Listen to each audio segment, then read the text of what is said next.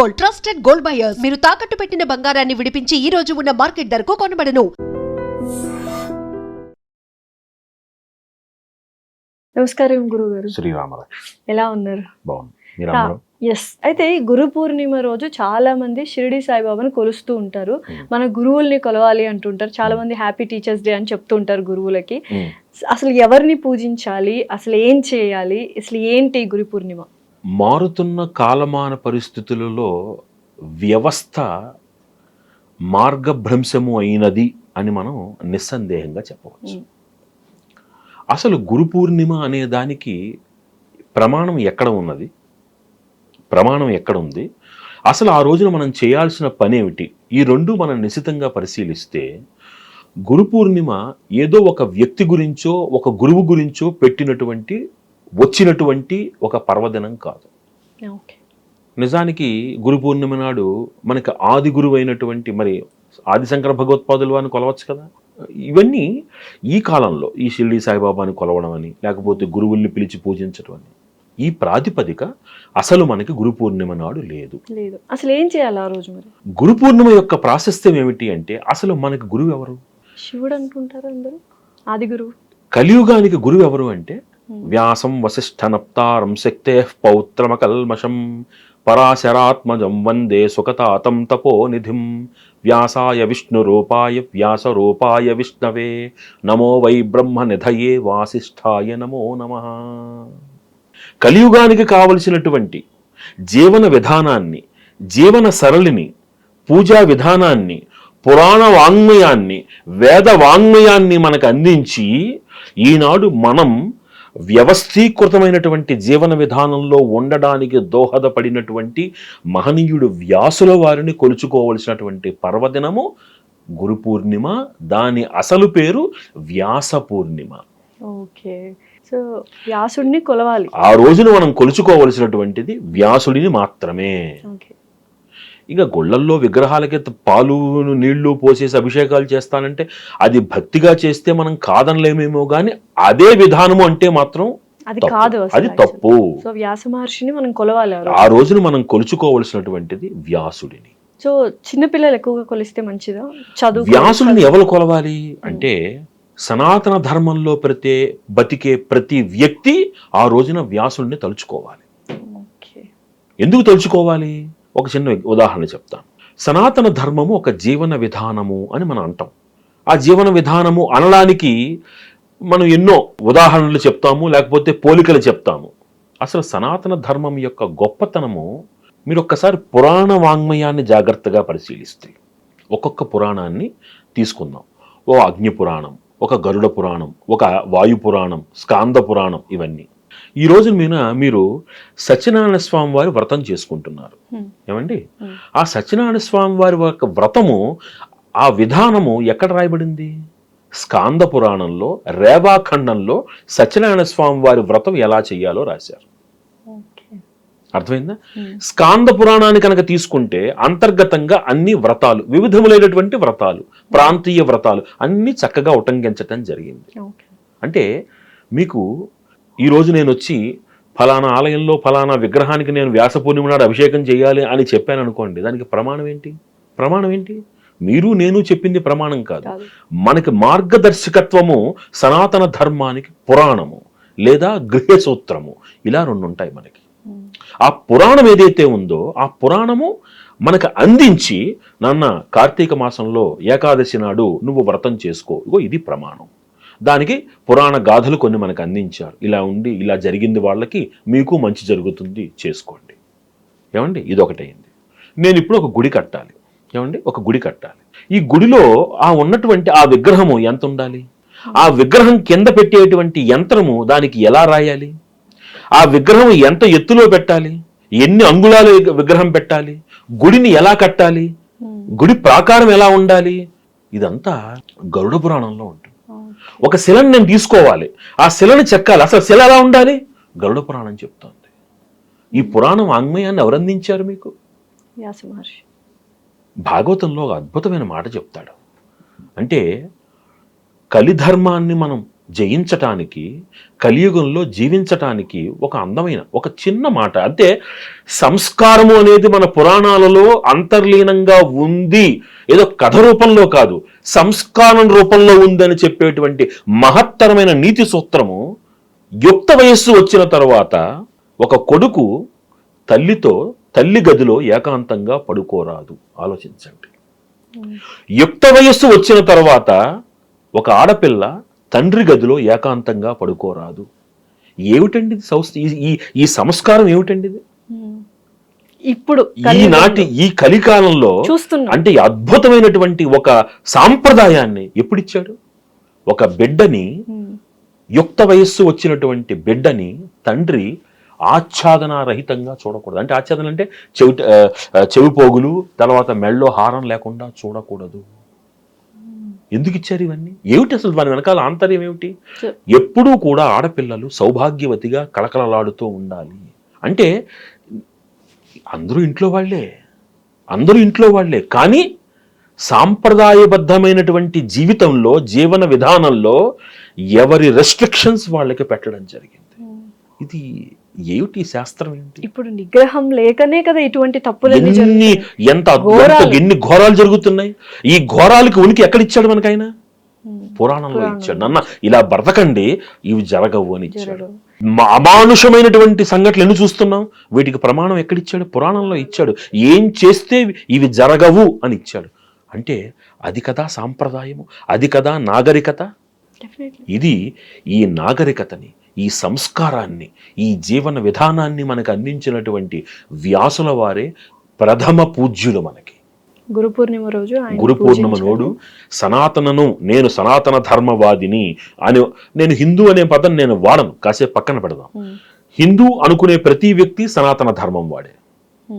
వాడు రామాలయానికి వెళ్ళినా, కృష్ణుడి దగ్గరికి వెళ్ళినా, ఏ భగవంతుడి దగ్గరికి వెళ్ళినా వాడు సనాతన ధర్మవాది. సనాతనము అంటే పురాతనమైనటువంటిది, అనాదిగా మనకు వస్తున్నటువంటి ఈ ధర్మాన్ని ఆచరించేటువంటి ప్రతివాడు వ్యాస పూర్ణిమ, గురు పూర్ణిమ రోజున కొలవలసింది ఎవరిని?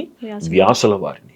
ఒక్కసారి వారిని స్మరించుకుని ఏ పురాణము నీకు ఏది వీలైతే ఆ పురాణాన్ని ఒక్కసారి పఠించండి. యుద్ధం చెయ్యాలి, ధనుర్విద్య చెయ్యాలి. ఎలా చెయ్యాలి? సినిమాల్లో ఎన్టీ రామారావు చూపించినట్టు, నాగేశ్వరరావు చూపించినట్టు బాణం ఎక్కుపెట్టి వేస్తారా? అగ్ని పురాణంలో రాశాడు. ఒక బాణాన్ని, ఒక ధనుస్సుని ఎలా ఎక్కడ పెట్టాలి, ఒక ధనుస్సు నేను యుద్ధాన్ని విరమిస్తున్నాను అనే విషయాన్ని ఎలా తెలుసుకోవాలి, ఇవన్నీ ఎక్కడ పెట్టారు? అగ్ని పురాణంలో పెట్టారు. కర్మకాండ, తండ్రి తల్లి ఇంట్లో పెద్దవాళ్ళు ఎవరో కాలం చేస్తే ఏమిటి మైలు, ఎన్నాళ్ళ మైలు ఉంటుంది, ఆ తర్వాత ఏ కార్యక్రమాలు చెయ్యాలి, ఎక్కడ? గరుడ పురాణంలో ప్రేతకాండలో చెప్పారు.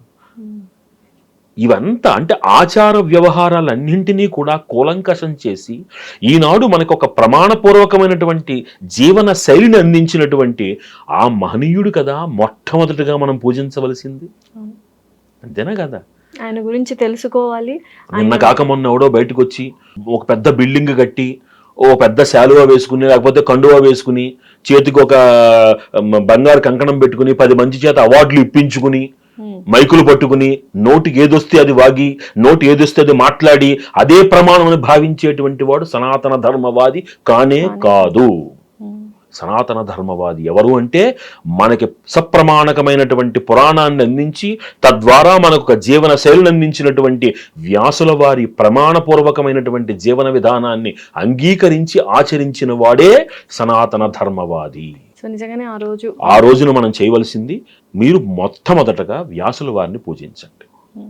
వ్యాసుల వారు ఏంటి మరి? వ్యాసుల వారిని ఎలా పూజించాలి మాకు తెలియదు కదండి.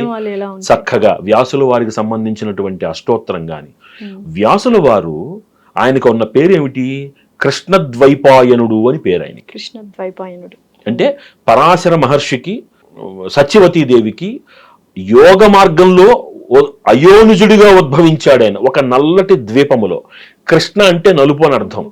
కృష్ణద్వైపాయనుడు ఈయనే మనకి అంబిక, అంబాలిక వారిని భీష్ముడు ఎత్తుకొచ్చినప్పుడు అంబికకి, అంబాలికకు, ఆ ఇంటి దాసీకి సంతానాన్ని కలిగించి యోగ మార్గము ద్వారా భరతవర్షాన్ని, ఆ కురుక్షేత్రం అంటే మనకి ద్వాపర యుగం అంతా నడవడానికి కౌరవులు మన కురువంశం నిలబడడానికి కారణమైనటువంటి మహానుభావుడు ఆయన. ఆయనకి మరణం లేదు ఆయనకి. ఓకే, ఆయన తదనంతర కాలంలో ఏం చేశారు ఆయన? మరి కలియుగంలో నిలబడడానికి శాస్త్రాలు కావాలి కదా. అందుకని వ్యాసుల వారు ఆయన శిష్యుడైనటువంటి గౌడపాదాచార్యుల వారిని, తద్వారా ఆయన శిష్యుడైనటువంటి గోవింద భగవత్పాదాచార్యుల వారిని వారు ప్రేరేపించి శంకర భగవత్పాదుల వారి ద్వారా కాశీలో మనకి ఈ శాస్త్రము, ఇది బ్రహ్మసూత్ర భాష్యములన్నీ రావడానికి హేతువైనటువంటి మహనీయుడు వ్యాసుల వారు. కాబట్టి మీకు కుదిరింది మొట్టమొదట మీరు వ్యాసుల వారన శ్రీ మహావిష్ణువు అయినా ఒకటే అన్న ప్రమాణం ఉంది మనకి. చక్కగా విష్ణు సహస్రనామ పారాయణ చేయండి ఆ రోజు. గురుస్వరూపంలో ఉన్నటువంటి యతీంద్రుల్ని పలకరించండి. ఇక్కడ చాలా విశేషమైన ఒక మాట చెప్పాలి. కలియుగంలో గురువులు ఎవరు అంటే, మనకి నమక చమకాలలో మనం ఈశ్వరునికి అభిషేకం చేసినప్పుడు నమక చమకాలు చదువుతాం మనం. ఓం నమో భగవతే రుద్రాయ అని చదువుతాం మనం. దాంట్లో 2 పదాలు ఉంటాయి. నమః కపర్ధినేచ వ్యుప్తకేశాయ చ 2 నామాలు ఉంటాయి ఈశ్వరుడికి. కపర్ధి అంటే అర్థం ఏమిటి అంటే, ఈశ్వరుడి శిరస్సు పైన ఉన్నటువంటి జటాజూటానికి పేరు కపర్ధి. దాంట్లో ఆయన గంగాదేవిని బంధించి భూమికి కావలసినటువంటి జలాన్ని మాత్రం విడిచిపెట్టాడు అని మనకు ఒక పురాణము రామాయణము చెప్తున్నాయి మనకి. వ్యుప్తకేశాయచ అంటే అర్థం ఏమిటి? జుట్టు లేనివాడు అని అర్థం. సనాతన ధర్మములో జీవన విధానములో ఒక వ్యక్తి స్థాయిని మీరు ఎలా గుర్తించాలి, ఒక వ్యక్తి యొక్క స్థాయిని మీరు ఎలా గమనించాలి అనే దానికి అద్భుతమైన కొన్ని ప్రమాణ వాక్యాలను ఇచ్చారు. అయితే ఒక గృహస్థు అయితే మీరు మీసము గెడ్డము ఈ జుట్టు 3 ఉంచుకోవాలి, లేదా 3 తీసేయాలి. నేను కేవలం మీసం మాత్రం పెంచుకుంటానంటే కుదరదు మనకి. ఇప్పుడంటే ఫ్యాషన్లు పక్కన పెట్టండి, అసలు శాస్త్రం చెప్తున్నాను. అలా అని ఒక గృహస్థు పూర్తి గుండు చేయించుకునేటువంటి ప్రమాణము లేదు, వాడికి శిఖ ఉండి తీరాలి. అర్థమైందండి? అయితే 1, 2, 3 ఉండాలి, లేదా ఏది ఉండకూడదు, శిఖ మాత్రం ఉండాలి. దానికి ఏమైనా అర్థవంతమైన అర్థం ఓళ్ళంతుంది దాంట్లో. అది ఇంకోటి అండి, శిఖ బ్రాహ్మణులకే కదండి, చాలా పొరపాటు. ప్రతి వ్యక్తికి, ప్రతి వర్ణంలో ఉన్న వ్యక్తికి శిఖ ఉండి తీరాలి. శిఖ బ్రాహ్మణత్వానికి సూచిక కాదు, అన్ని వర్ణాల వారికి చెప్పబడింది. మీరు ఉత్తర భారతం వెళ్ళండి, ప్రతి ఒక్కళ్ళు పెట్టుకుంటారు. వాళ్ళందరూ బ్రాహ్మణనా? అలా అని కాదు, వర్ణానికి అతీతంగా దానికి ఒక ఆరోగ్య రహస్యం కూడా చెప్పబడింది. ఇదండి ఒకటి. మరి పూర్తి క్షవరంతో ఎవరుండాలి? వాళ్ళు దండధారులైనటువంటి యతీంద్రులు, సన్యాసాశ్రమం స్వీకరించినటువంటి మహానుభావులు. ఈ రోజున వ్యాసుల వారి పరంపరగా, ఆదిశంకర భగవత్పాదుల వారి పరంపరగా మనకు ధర్మాన్ని బోధిస్తున్నటువంటి యతీంద్రుల పాదసేవ చేసుకోండి వెళ్ళి. మనం గురు పూర్ణిమ నాడు చేయవలసింది అది. అర్ధరహితమైనటువంటి, అర్థము లేనటువంటి కొత్త కొత్త సాంప్రదాయాలు మనం సృష్టించవలసిన అవసరము లేదు. నేను ఏదో ఒక పేరునో దీన్నో మనం చెప్పటం లేదు. కొత్తగా పెద్ద పెద్ద ఆసనాలు వేసేసుకుని మైకులు పట్టుకుని నాకేదో తెలుసని మనం మాట్లాడిన వాళ్ళందరినీ మనం పూజించక్కర్లా. ఈ రోజు మనం పూజించవలసినటువంటి వాళ్ళు అసలు మనకు పూజ్యనీయులు. గుర్తుపెట్టుకోండి, ఎవరి దగ్గర పడితే వాళ్ళకి కాళ్ళ మీద పడి నమస్కారం చెయ్యమని మన శాస్త్రం చెప్పటం లేదు. ఇప్పుడు చాలా మంది బాబాలు ఎవరు పడితే స్వయం ప్రకటిత మేధావులు. ఇప్పుడు సమాజము భ్రష్టు పడుతోంది. కారణం ఏమిటి అంటే స్వయం ప్రకటిత మేధావులు. ప్రతి ఒక్కళ్ళు వాళ్ళ పేరుకు ముందు ఒకరు తగిలించుకుంటాడు, అది కొనుక్కోవడానికి ఎవరికో డబ్బులు ఇస్తాడు. ఆ పీఠము దాని అర్హత ఏంటో కూడా వాళ్ళకి తెలియదు. ఇది చాలా బాధాకరంతో, చాలా బాధాతప్త హృదయంతో చెప్తున్నాను. జనాలు కూడా అంతే నమ్మకం. ఎందుకు అంటే అందరికీ తాత్కాలికమైనటువంటి ఫలితాలు కావాలి. నా ఇంటి పక్కవాడు ₹1,00,00,000 సంపాదించాడు, నేను ఎలా సంపాదిస్తాను? దానికి వీడు ఏదో ఒక రహస్యం చెప్తానంటాడు, ఏదో మంత్రం మైకులో చెప్తాడు. మంత్రము మైకులో చెప్పరాదు అన్నటువంటి శాస్త్ర నియమం కూడా తెలియనటువంటి వాడిని నువ్వు గురువుగా అంగీకరిస్తున్నావు అంటే నువ్వు ఎంతటి హీనస్థితిలో ఉన్నావు, నిన్ను ఎంత హీనస్థితిలో ఆ వ్యక్తి నడుపుతున్నాడు. గురువు అంటే అర్థం ఏమిటి? ఇది దయచేసి చూసేటువంటి ప్రేక్షకులకు కూడా నేను సవినయంగా మనవి చేస్తున్నాను, తప్పుగా అర్థం చేసుకోకండి. ఇది ఏ వ్యక్తినో ఉద్దేశించి కాదు, ఇది సమాజంలో జరుగుతున్నటువంటి అతి అమానవీయమైనటువంటి విషయాన్ని నేను స్పృశిస్తున్నాను. నేను ఇక్కడ ఒక గురువు యొక్క లక్షణం ఏమిటి ఉండాలంటే తనని ఆశ్రయించినటువంటి భక్తుడికి లేదా శిష్యుడికి స్వార్థరహితంగా మార్గోపదేశం చేయగలగాలి. నువ్వు నన్ను ఆశ్రయించావు కదా అని రేపటి నుంచి నువ్వు నా కాళ్ళు పట్టాలనుకునేవాడు గురువు కాడు. నేనేం చెప్తే అది నువ్వు వినాలి అనుకునేవాడు గురువు కాదు. తనని తాను స్వతంత్రంగా నిలబెట్టేటువంటి వాడు గురువు. దీనికి మీకు ప్రమాణం చెప్తాను.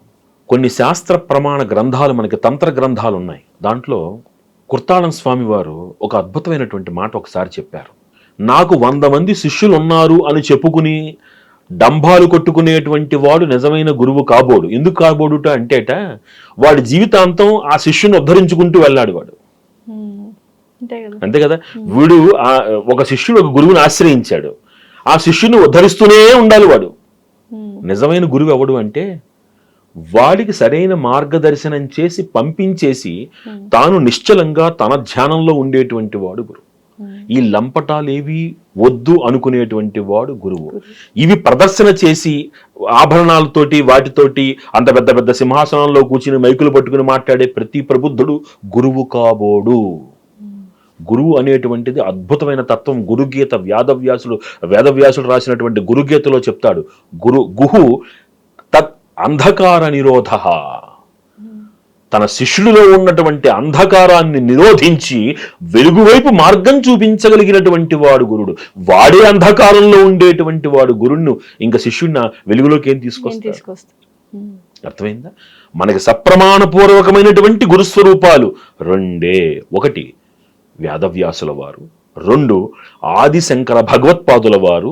ఆదిశంకర భగవత్పాదుల వారి స్వరూపంలో ఈనాడు సమాజాన్ని నడిపిస్తున్నటువంటి యతీంద్ర మహానుభావుడు.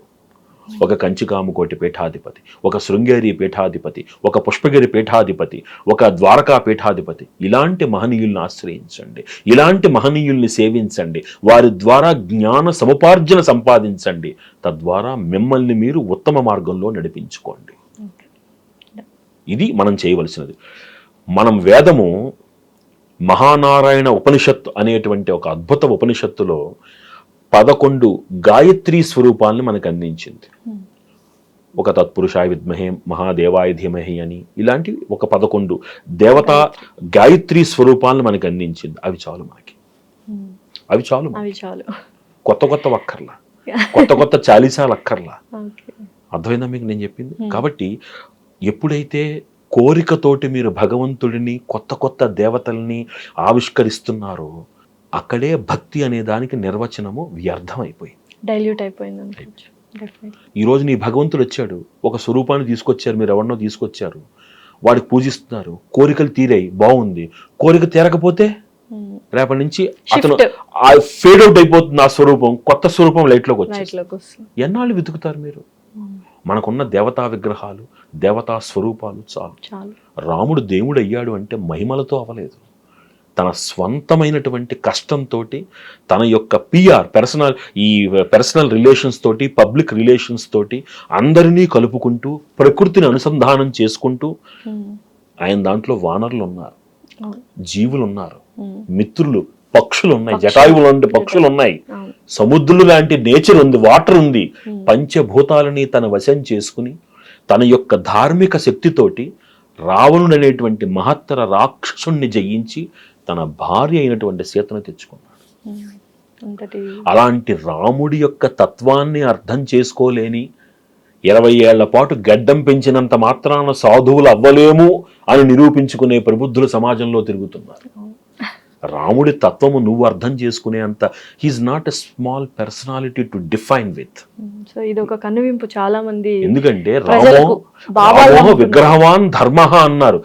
ధర్మముగా మీరున్నప్పుడు ప్రకృతి మీకు వశమవుతుందని నిరూపించినటువంటి వాడు రామచంద్రుడు.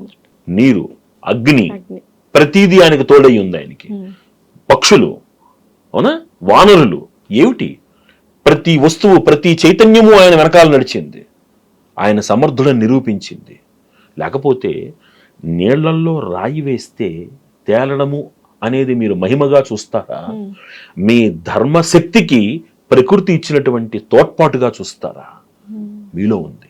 రాముడు మహిమ గలవాడు అనుకుంటే మీ ధర్మ ఆచరణకి విలువ లేకుండా పోతుంది. రాముడు ధర్మాచరణ అంటే మహిమతో పనే ఉందండి. మీరు ధర్మంగా ఉండండి, ప్రకృతి మీ వశమవుతుంది. ఇది రామాయణం.